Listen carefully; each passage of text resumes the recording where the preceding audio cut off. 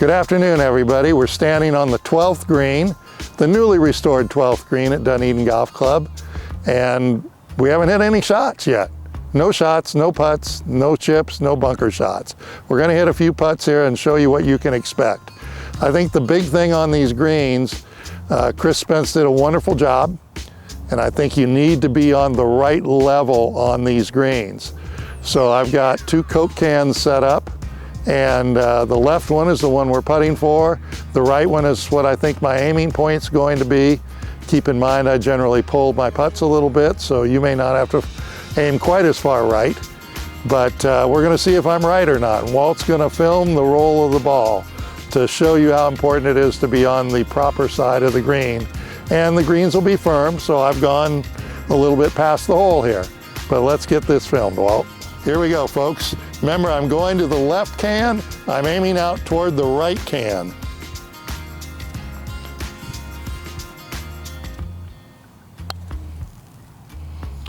And that's going to be way short. It ain't going to get to the break. Come on, move, ball, move. One more. Walt, you still got it going? Keep that thing going. More power, Walt. Needed breakfast.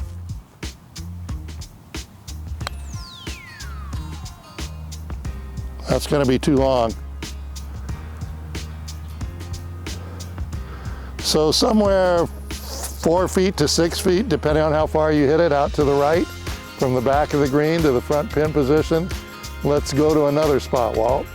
Okay, so my last putts, the 2 putts, one was 7 feet short, one was 4 feet by. Now this one I just snuck on the front of the green.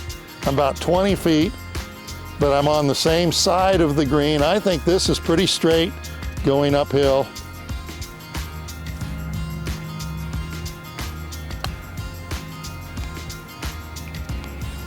Dead straight. I pulled it, dead straight putt. This is one,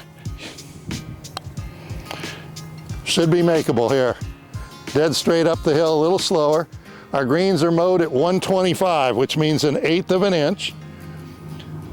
And they should be right around 10 on the stimp meter when we open. Okay, here I am on the back left of hole number 12 green. Pin is still on the front right. So I've got 2 things to consider here. Not only the break on the green, but also I'm going from the upper level to the lower level, so it's going to be a little quicker. So as I hit it softer, going downhill and hitting that level, which way is it going to break?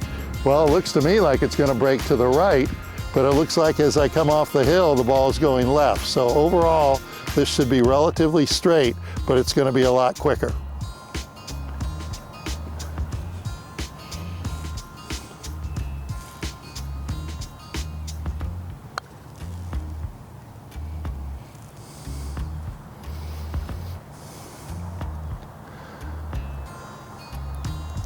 So I went a little bit past the hole there. That's probably maybe 6 feet past the hole. And overall it broke about a cup, maybe to the left. Not to the right, back toward the fairway, but it broke actually to the left. It came off the slope and went left. So we were pretty close for almost a straight putt. Let's try a shorter one going closer to the hole and see how that breaks. Okay, the last one was about a 45-foot putt. Here we got about a 35-foot putt. Now because of the angle, when I come off the slope this time, I'm going to bet that the ball moves a little bit to the right, but we still have that extra pace coming down the hill.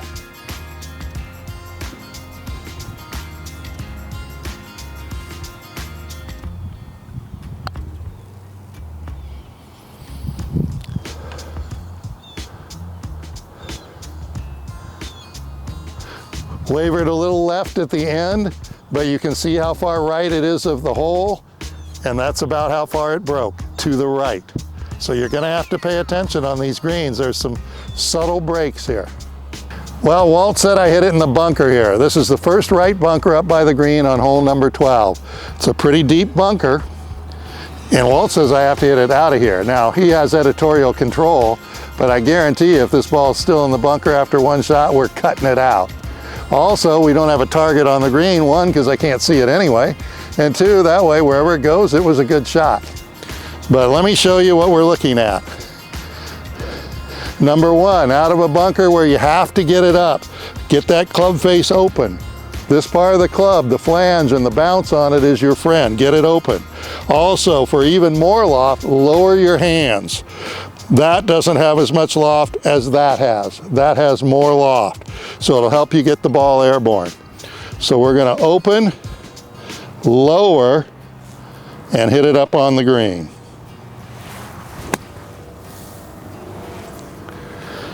Okay, now, what would I do is if I hit it into this bank, whoa, didn't even come back.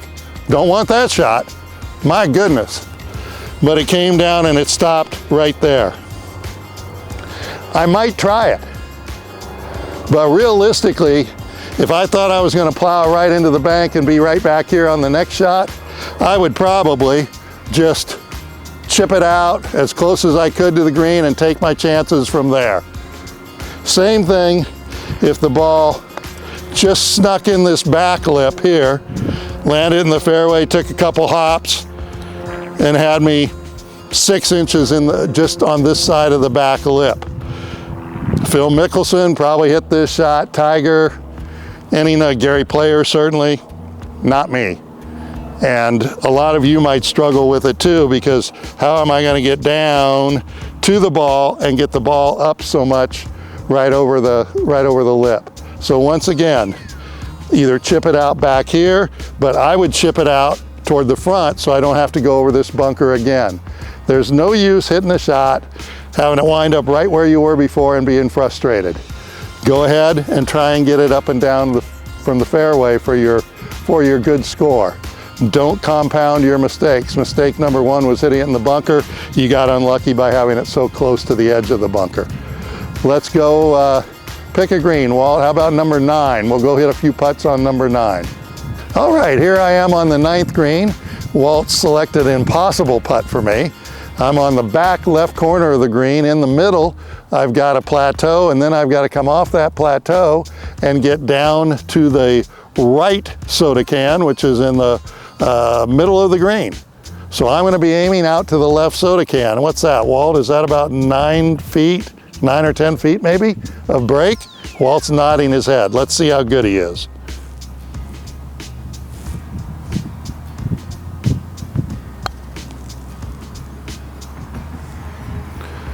Oh, Walt, I hit it way too hard. I get a do-over, Walt.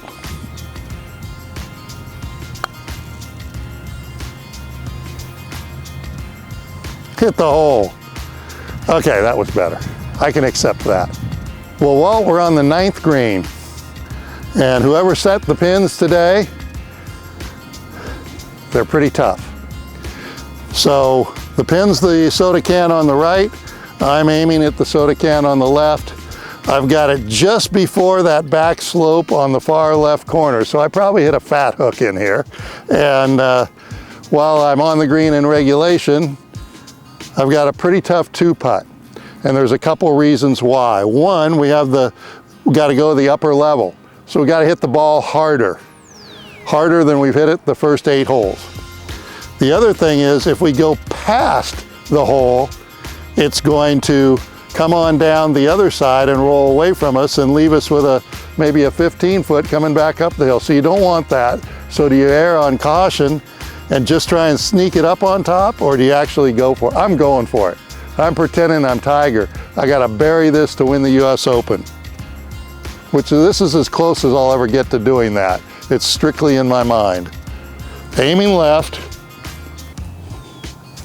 Ready, Walt?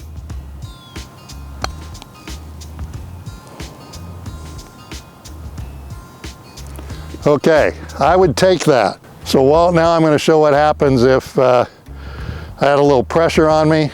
I was happy with that 2.5 footer left to go in the cup. But now let's say I flinch a little bit when I hit the putt. Starts out a little bit right.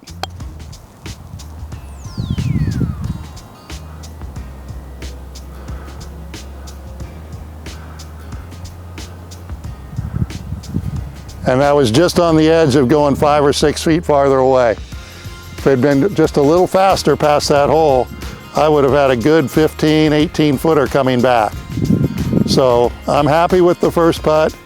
Aggressively cautious going up the hill, ball breaking hard to the right. I wouldn't be happy with the second putt. Okay, I don't think you'll ever have this putt because I don't think a superintendent would put the pin where the Coke can is. But somehow I managed to creep this on the back level barely, and it rolled back and stopped right here. Now this putt has some break in it, but more than anything else, it's a speed putt. If I hit this too hard, it's going to go way by the hole and break right. And if I hit it too soft, it's just going to break right.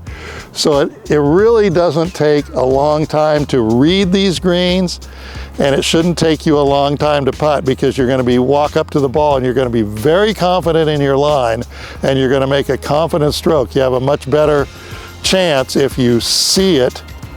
Let's get the line, feel it, and stroke it. Don't mess around. The more you stand, the more doubts come in your mind. So walk up to it. This is outside left. I'm going to walk up to it and I'm going to hit it. But speed is critical here.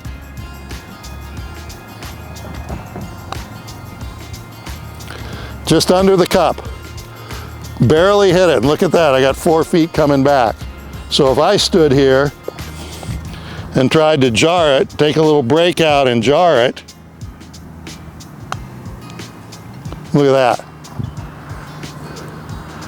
This is a really difficult putt, but I hope you never have it.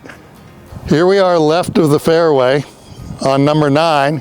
Walt never gives me any easy shots. I think secretly he wants to see me suffer. So we're in the new pine straw, and this pine straw hasn't been out laid down that long. So what happens when pine straw hasn't been laid down? It's relatively fluffy. So my ball could conceivably be underneath the pine straw. Difficult shot. The pine straw acts as like a pillow and basically stops everything.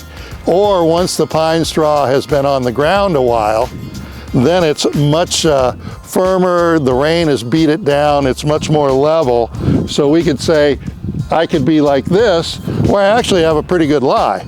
It's just sitting on top of the pine straw. Walt's done me another favor. He's put me right behind a tree or right underneath a tree. But I'm going to get my revenge. Walt, you stay right there, and I'm going to hit a low screamer and let it land in front of that green and roll up on the green. Okay, so this is the shot. Walt thought he should move. I think he's a big chicken. It was my chance to get back at him. So all I'm going to do is hit this ball out and let it roll up on the green. There's nothing really in front of the green. So if I can let it roll, doesn't matter even if I top it or hit it thin, the one thing I have to do is keep it under the tree. The killer mistake is popping it up into the tree, but I'm keeping it under, and I took Walt's 48 degree. Walt, this is too much loft. So now I'm gonna have to, I mean, you could hit a 4-iron, 5-iron, 6-iron, it's just a long putt. But now I'm gonna have to really hit this thing low to keep it under that tree.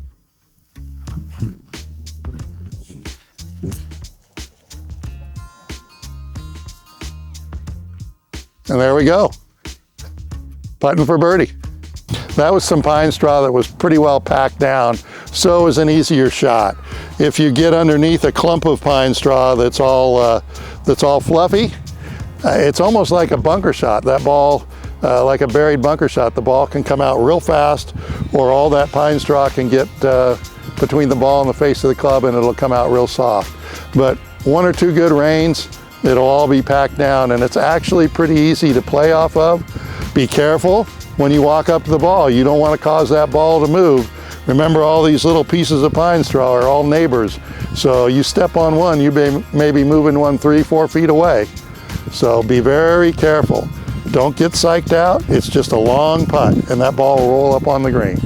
Well, here's where the shot from the pine straw wound up, Walt, and I think that's an acceptable shot. Of course, we didn't have a flag or a hole actually cut in the green. If we did, I'd probably be this far away from it, 40 feet in any direction, but that's an acceptable shot. I could have 2-putted probably from here and gone on and made my par. So, hope this shows everybody some of the things they can see on the golf course. We didn't really show any fairway bunkers because I'm not really very good out of them, and I didn't want to show you something I couldn't hit. And Walt said he never hits them in them, so no need to show fairway bunkers. But there's going to be some fun chips, some fun pitches around the greens, some fun shots off of pine straw. Remember, we open to the public this coming Sunday. This coming Sunday, we open to the public. Friday and Saturday, we're open to members and their guests. So Sunday to the public. Let's come on out and play this golf course and have a lot of fun. I think Chris Spence did a wonderful job on the design. We'll be interested to hear what you think about it. Thanks for watching.